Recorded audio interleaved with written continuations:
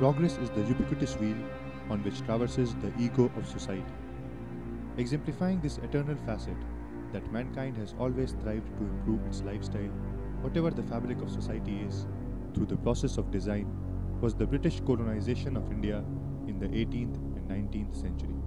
The former district court in the city of Coimbatore, built in 1853 in pre-Victorian and Palladian styles, was one of a certain number of buildings in the British stronghold which symbolized the power of the British Raj.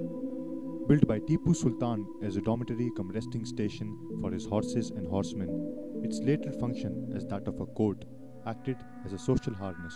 Ultimately abandoned in the 1970s due to the opening of a new district court in the city, the eloquent building exudes a need for immediate attention. Situated on the borders of Kerala and Tamil Nadu, the city is bordered by the Nilgiris in the Western Ghats on the west, with the Noel River passing through it.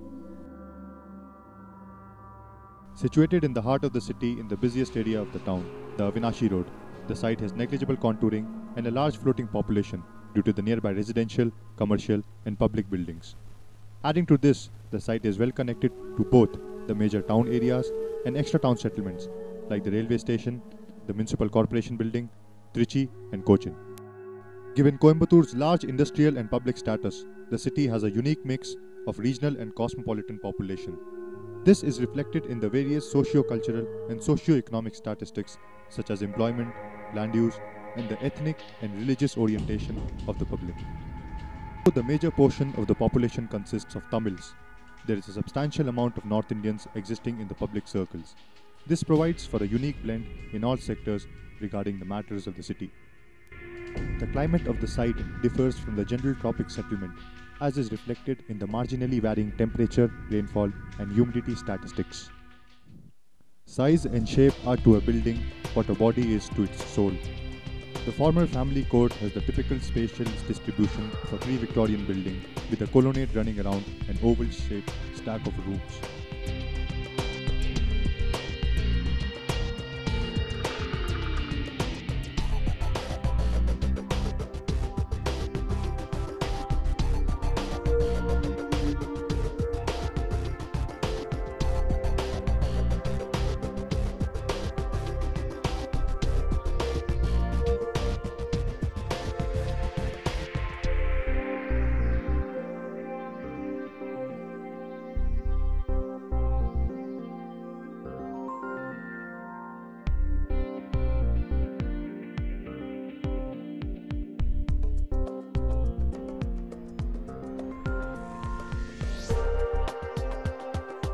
While the rooms have steel concrete roofs, the corridors have a wooden roof structure of rafters resting on wooden beams supported by columns.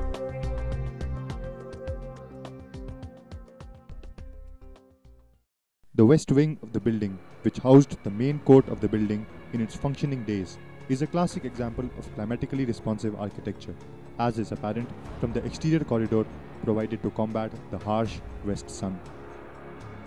A similar technique is used in the south wing, where an additional number of openings are provided to accentuate the stack effect. With a judge's office and 2 courtrooms, the east wing served as the nucleus of the building, for which an efficient circulation plan was drafted.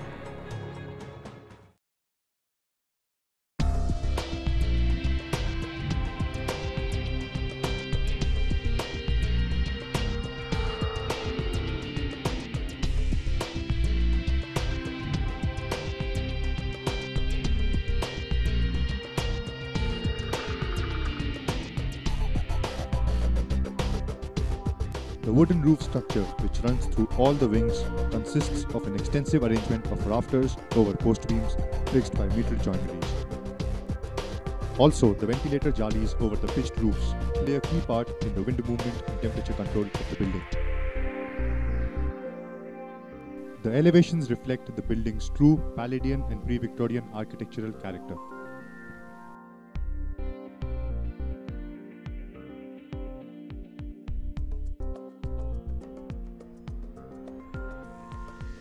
While the sections bring forward the unconventionally thicker walls and high sill levels.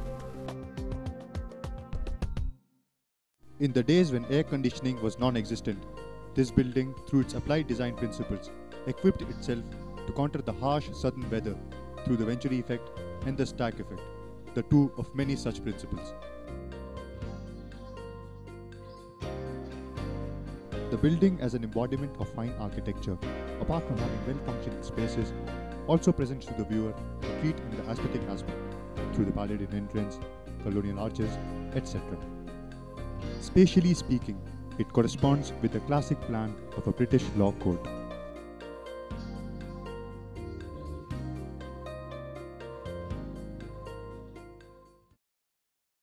This court, used in the classic book Form, Space and Order by D.K. Ching, encompasses the true spirit of this very project.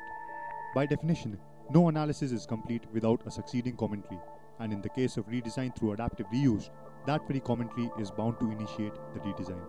The new function of Coimbatore Heart, based on the design concept imbibing dynamism, does not only fulfill the void the analysis presents, but fully complements the objective of adaptive reuse. The new design also adapts an existing space, that of the courtyard, to a new function, that of an amphitheatre for performing arts, apart from an open terrace in the west wing and a stack of shops in the basement and a first floor food court in the south wing.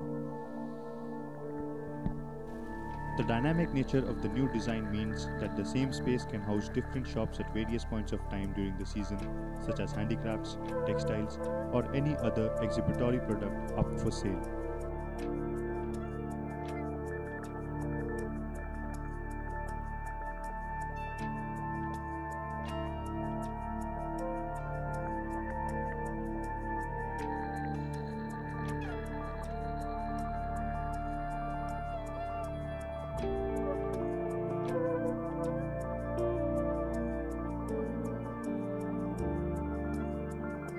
Adding to this, we have various complementary spaces such as the posterior of the south wing, which has all the service bays, a children's recreational space and a stepped courtyard which acts as a gathering space.